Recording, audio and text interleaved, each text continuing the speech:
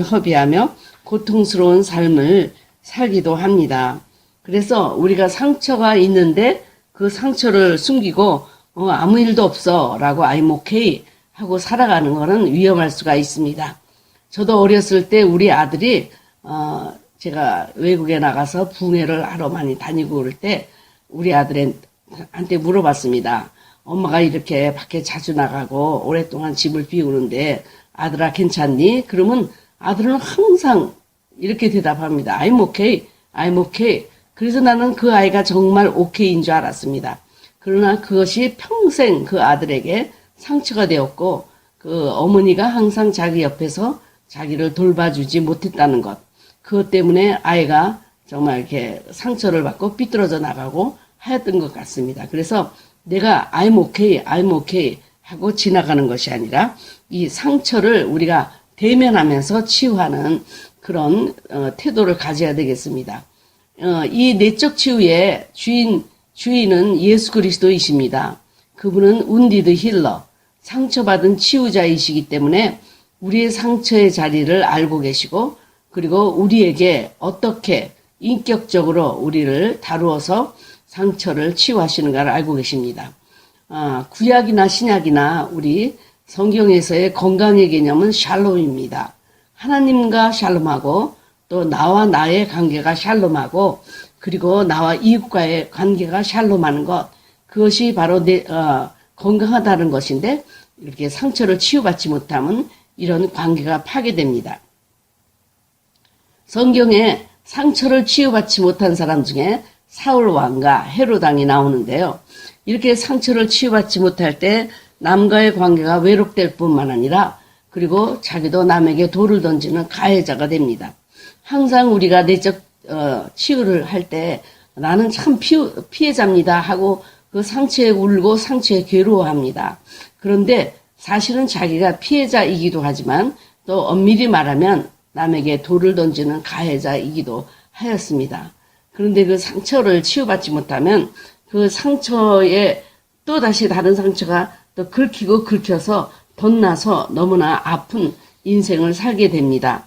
그래서 우리는 이 상처를 치유받아야 되는데 사울 왕은 다윗에 대해서 질투감을 갖고 있었고 그리고 헤롯 왕은 자기가 정식으로 유대인의 왕으로 대접을 받지 못한다는 것에 대한 상처를 갖고 있었습니다.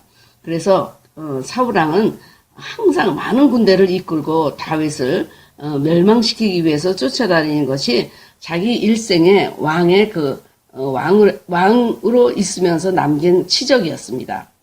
그리고 이 헤롯 왕도 마찬가지입니다.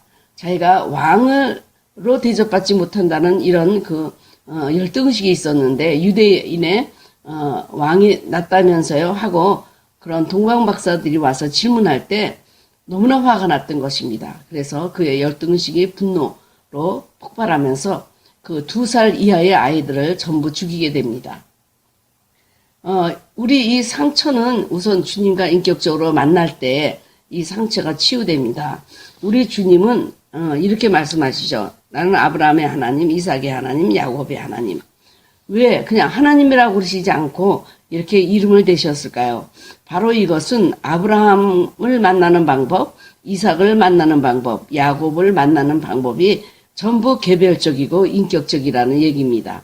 그래서 수가의 사마리아 여인을 만났을 때 또 다른 방법으로, 혈류증 걸린 여인을 만났을 때도 또 다른 방법으로, 세리장이 삭개오를 만났을 때도 또 다른 만남으로 불러주고 이름을 불러주고 만나줍니다. 왜냐하면 모두가 다 성격이 다르고 그리고 내적 치유의 상처가 다르고 그리고 다르게 또 치유를 해야 되고 다른 면으로 성장해야 되기 때문에 주님은 인격적으로 우선 만나줍니다. 우리의 필요와 아픔이 어디에 있는지 잘 아시는 분은 예수님이시고요. 예수님만이 당신이 모든 상처를 이미 받았던 분이기 때문에 그 운디드 힐러, 자기가 상처받은 자로서 우리들의 상처를 치유할 수 있는 것입니다. 주님은 어떤 질병이든지 치유하시기를 즐거워하시는 여호와 라파의 하나님이시며 그리고 구원이라는 의미라든지 질병을 고친다는 이 치유한다는 뜻이 소조라고 하는 말인데 이 말은 같은 어원입니다. 성경에 보면 욥을 만나신 하나님, 수가의 사마리아 여인을 만나신 하나님, 삭개오를 만나신 하나님, 막달라 마리아를 만나신 하나님, 전부 인격적으로 이 상처받은 인간들을 만나게 되었습니다. 그러면 어떻게 우리가 구체적으로 이 상처를 치유하게 될까요? 첫 번째 방법이 주님과 인격적으로 만난 뒤에 주님과 함께 상처를 보기입니다. 혼자서 상처를 보면 영원한 상처이지만 주님과 함께 보면 은혜의 자리가 됩니다. 혈루증 걸린 여인도 주님을 만나기 전에는 자기가 피 흘리는 여자로 더러운 여자다. 그래서 군중에 대해서 피하는 마음이 있었습니다. 그런데 주님은 그 여인을 옷자락을 만지고 병이 고치고 돌아가는데도 다시 불러서 그분을 대중 앞에 세웁니다. 왜냐하면 그가 갖고 있는 대중에 대한 상처, 두려움, 이 내적 상처를 치유하시기 위해서입니다. 그래서 그에게 자초지정을 듣게 하시고 그리고 그 여인을 모든 군중 앞에 세워서 믿음이 좋은 여인이라고 그 여인을 지켜 세웁니다. 그리고 너 편안히 가라. 이 말은 나와의 관계도 그리고 군중과의 관계도 너 자신과의 관계도 샬롬에 이르라고 하는 얘기입니다. 그래서 이 여인은 아주 온전한 치유를 받고 돌아갑니다. 만일 피가 흐르는 몸의 치유만 받고 돌아갔다면 이 여인은 여전히 죄책감이 있고 주님에 대해서 미안한 감이 있고 군중에 대해서 두려운 감이 있었을 것입니다. 그러나 주님은 그 깊은 상처, 군중에 대한 두려움을 내적으로 치유해 주시는 그것까지 가시면서 이 여인에게 온전한 그 샬롬을 가질 수 있도록 내적 치유를 해 주셨습니다. 그래서 우리가 상처를 나 혼자 보면 굉장히 슬픔이고 그리고 아픔이고 고통입니다. 그러나 주님과 함께 상처를 보게 되면 그 상처가 은혜가 되고 그리고 우리 성장의 자리가 되는 것입니다. 베드로도 상처가 있었지만 주님과 함께 모닥불에서 그를 순교자로 이렇게 세워주실 때 그는 다시 한번 자기 자신의 죄책감에서 덜어지고 그리고 주님 앞에서 건강한 그 제자가 되기에 이르렀던 것입니다. 그 다음에 우리는 주님과 함께 내 상처의 자리가 어디구나 이것을 알게 되면 그리고 또 성령님이 빛을 비추어서 나의 깊이 숨어져 있는 상처를 발견하게 될 때 이제 죄와 상처를 고백하는 것입니다. 우리는 먼저 고백이라는 거 굉장히 중요한데 우리가 하나님께 하는 고백 그리고 이웃에게 하는 고백 또 나한테 하는 고백이 있습니다.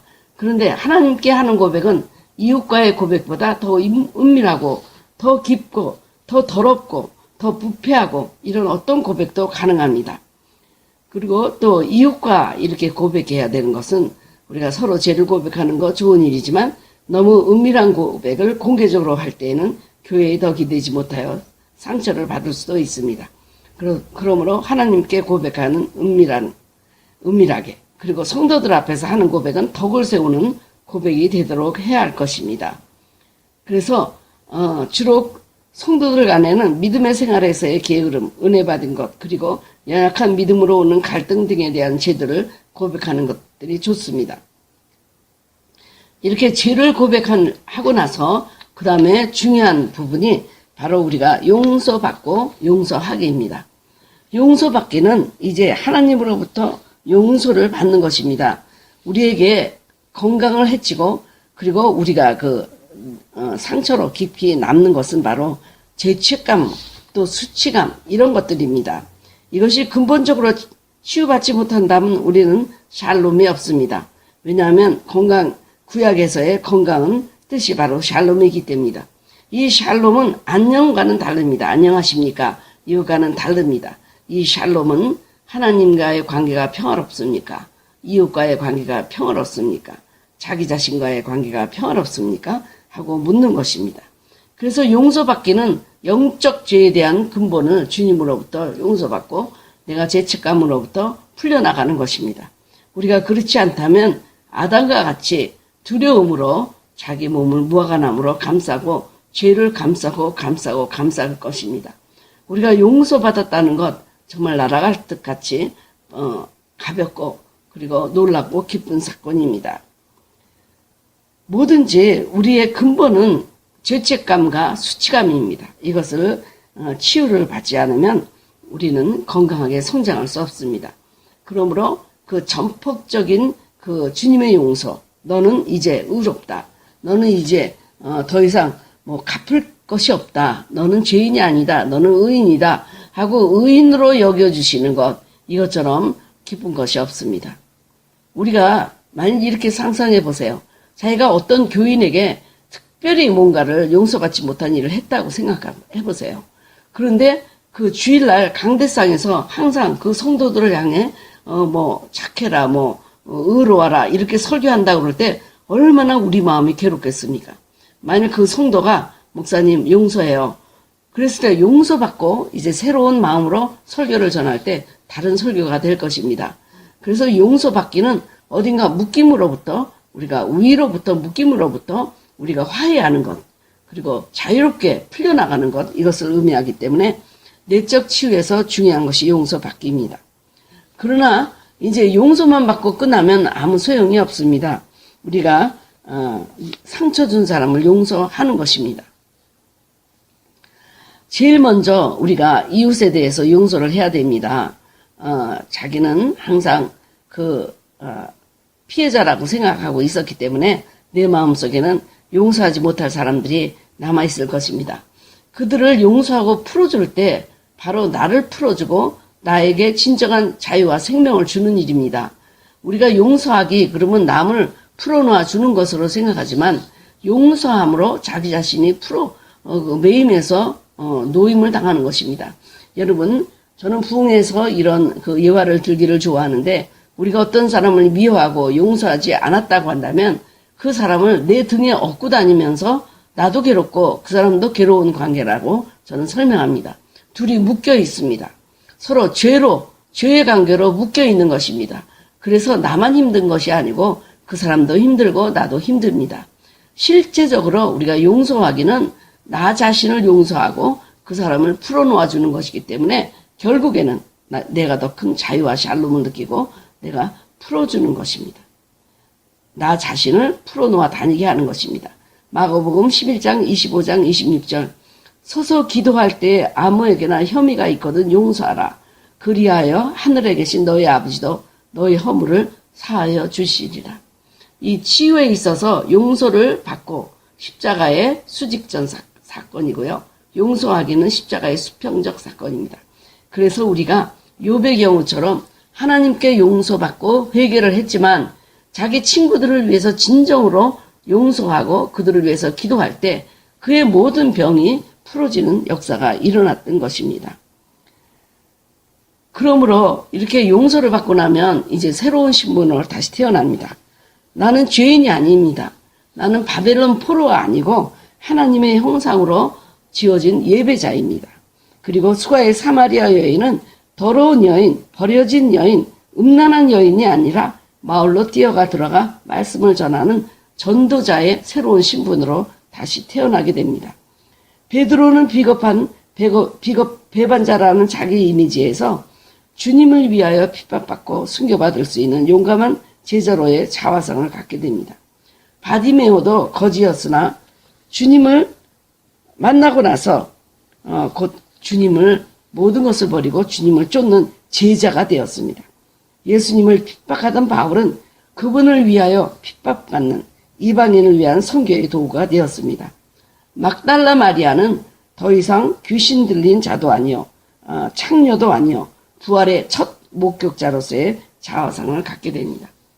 예루살렘 성전에서 기도하며 기다렸던 그 고와 같은 심정의 그 제자들도 다시 증인이라는 신분으로 다시 태어나게 됩니다. 마가는 선교에 갔다 중간에서 도망온 사람이지만 나중에는 바울이 내 일에 유익한 자다 그러면서 부를 때 핍박받는 일에 유익한 자다. 그리고 마가를 다시 부릅니다. 모든 사람들이 주님 앞에 바로 서서 죄를 발견하고 회개하고 그리고 용서하고 용서받고 나면 새로운 신분으로 다시 태어납니다. 우리는 포로가 아니고 정복자다.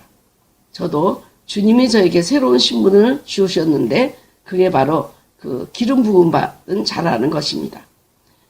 그런 새로운 신분으로 저는 목사로서도 일하고 사모로서도 일하고 가르치는 자로서, 할머니로서, 아내로서, 기름 부은 자로서 새로운 신분으로 제가 사역을 하게 되었습니다.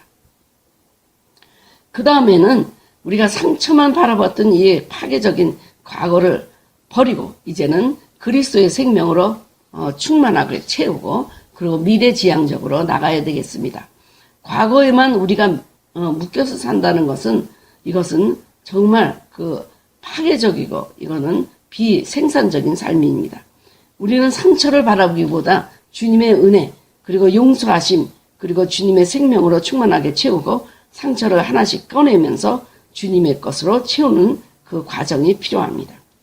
할아버지에게 성폭행을 당했던 그 한 신학생이 여학 신학생이 저의 클레어먼트 신학대학에서 간증을 하면서 자기는 그 할아버지한테 성폭행당한 상처로 결혼 생활도 실패했다. 그런데 이제 그 상처를 치유받고 상처를 하나 끝낼 때마다 그리스도의 것으로 나는 다시 채우면서 새로운 존재가 되었고 이제가 목사가 되는 길을 택했다는 이런 간증을 해서 모든 사람들에게 감동을 받았던 적이 있습니다. 그리스도의 생명으로 충만하게 채우지 않는다면 이 내적 치유는 아무 의미가 없습니다. 우리가 과거를 버리고 그리고 비우고 그렇다고 우리가 성장하는 것이 아닙니다. 뭔가 그리스도의 것으로 기쁨, 생명, 평안, 이런 소망, 이런 그리스도의 것으로 상처를 하나 버릴 때마다 그리스도의 생명으로 그 자리를 채우게 되면 우리는 다시 건강한 생활을 하게 되는 것입니다. 그러므로 우리가 상처가 있는 것을 부끄러워하지 말고 이제 다 이 과정을 통해서 하나님께 나아가고 주님의 것으로 채우는 자가 되어야 되겠습니다. 결국에 주님이 우리를 치유하고 몸의 치유, 영적 치유, 내적 치유 이 모든 것이 목적이 거룩한 예배자로 성장시키기 위해서입니다. 왜냐하면 우리가 예배자로 태어났기 때문입니다.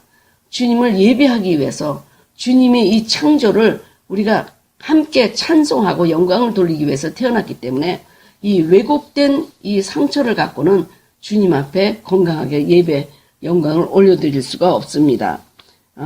주님의 치유는 우리가 과거의 그 더러움과 그 부패함 그것으로부터 자유하게 해주셔서 성화에 이르고 성결한 생활을 하도록 인도하십니다.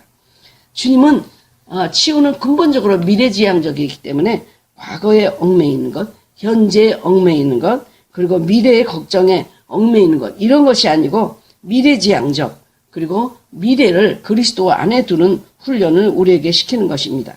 그래서 상처 가운데 친구들하고 계속 서로 비난하고 있었던 욥과 같은 그런 모습이 아니고 이제는 그런 토론은 그만두고 이제 창조주를 맞이하면서 자기가 회개하고 이제 건강한 이웃을 위해서 섬기고 기도해주며 나아가는 욥과 같이 새로운 인생이 시작이 돼야 될 것입니다. 우리는 지금 있는 안전자리에서 일어나야 되는 것입니다. 그래서 피로에게도 우리가 베드로에게도 한 번도 너 왜 이렇게 잘못했니? 그거 물어보시지 않으셨습니다. 주님은 언제나 우리에게 한 번 더 일어날 수 있는 기회를 주십니다. 한 번 더 일어나고 신뢰해 주시고 미래를 향하여 일어나게 해 주십니다. 자, 그러면 이제 이런 치유를 다 받았으면 이것으로 끝나니까? 아닙니다.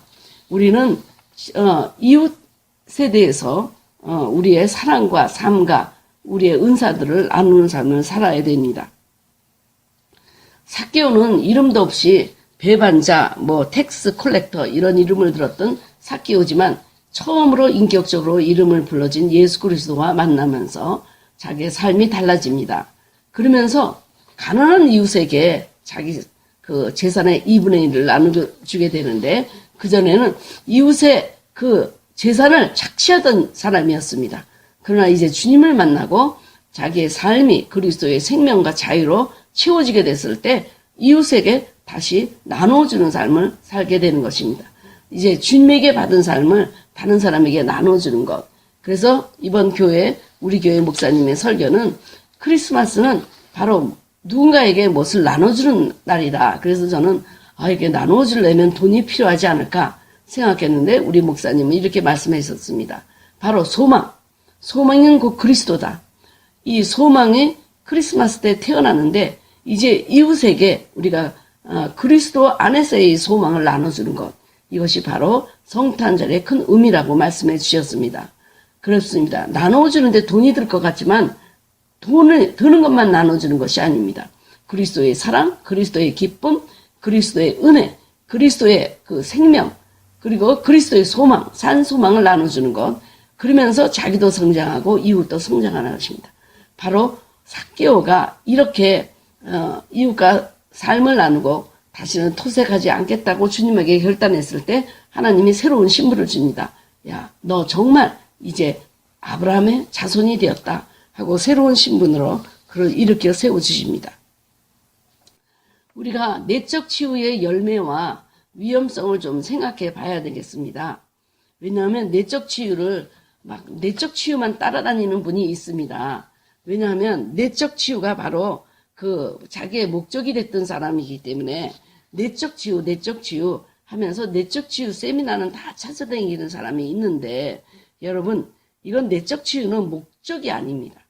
자기가 도달해야 될 그런 목표가 아닙니다. 바로 성화의 과정입니다. 그렇기 때문에 한 번에 치유되는 것이 아니고 여러 번의 시간을 가면서 거룩한 성전으로 세워지면서 이 내적 치유가 이루어지는 것입니다. 제가 내적 치유 세미나를 10번을 가도 치유가 안 되는 이유는 바로 내적 치유가 자기의 목표이고 내가 이렇게 세미나에 한번 갔다 왔으니까 나는 더 이상 문제가 없다 생각하는 경우가 많습니다. 그러나 우리 안에 그 쓴뿌리는 깊어서 계속 성화의 과정 중에 성숙하면서 치료가 되고 또 그 과정에 또 받는 상처들 또 치유하며 이렇게 나아가는 것입니다. 그래서 치유는 단 한 번에 뚝딱 하고 끝나는 것이 아니라 우리 일생을 두고 발견하면 또 치유하고 그리고 두려워하지 아니하고 그것을 상처를 대면하면서 주님의 은혜로 치유해 나가야 되겠습니다. 그래서 이 내적 치유의 결국 뜻은 상처를 바라보게 하는 것이 아니고 치유의 성장을 바라보게 하는 것입니다.